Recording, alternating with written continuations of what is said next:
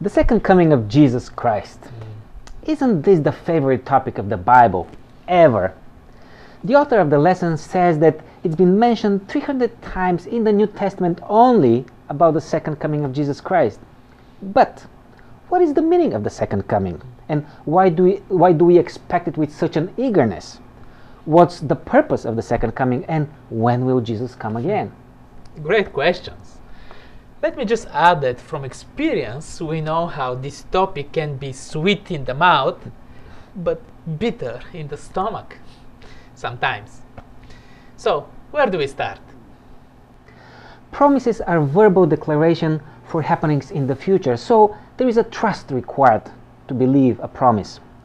God made once a promise that He will come to this world, and He did it. Sitting together with the disciples in the person of Jesus Christ, God made a second promise that He will come back again. Jesus said many things to many people, and all of them happened to be true, be it for healing, or be it for resurrection, or be it a promise for the future development of events like the city of Jerusalem. All happened. Good point. He promised. And even though He provided many directions, clues, illustrations, there are still so many questions and emotions related to it.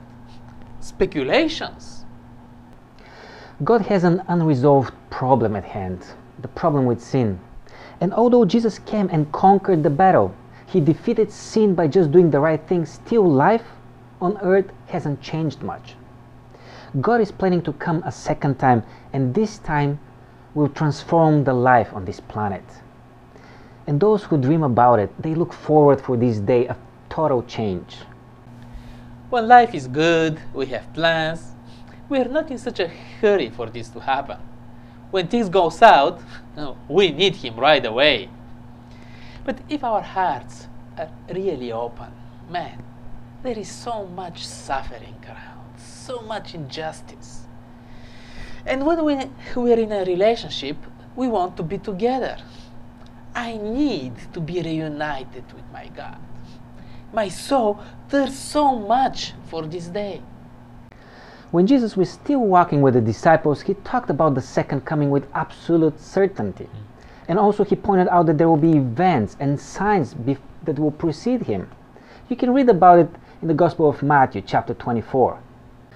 But here is a big stop sign. Stop, look around, and then proceed your way. Meaning, be careful how and what you read into the signs. Don't overextend their meaning and purpose. Haven't you been very excited about something? It's difficult to wait. It's easy to become impassionate kids and see signs everywhere and even predict things. I mean, this is going to happen, this guy is going to do that. We are given clues. We'll all fall asleep. His coming will surprise us as a thief in the night.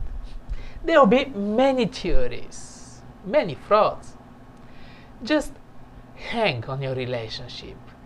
Build this trust in daily experiences, and your heart and mind will know. There is one more interesting aspect of our identity as church. We are given this role of the crazy person going around and reminding everyone that He is coming. It's a nice role. People may not always appreciate it, but they need it. And I'm glad to do it for my God. Do you wait for the second coming of Jesus Christ? Do you look forward for His coming back? I have learned something in my life. If I wanted something, and if I waited for something, I had to be patient. All good things happen on their terms and in their time. What patience did for me was it made those moments of waiting sweeter, and the result of my expectations even more valuable. He's coming! Spread the word.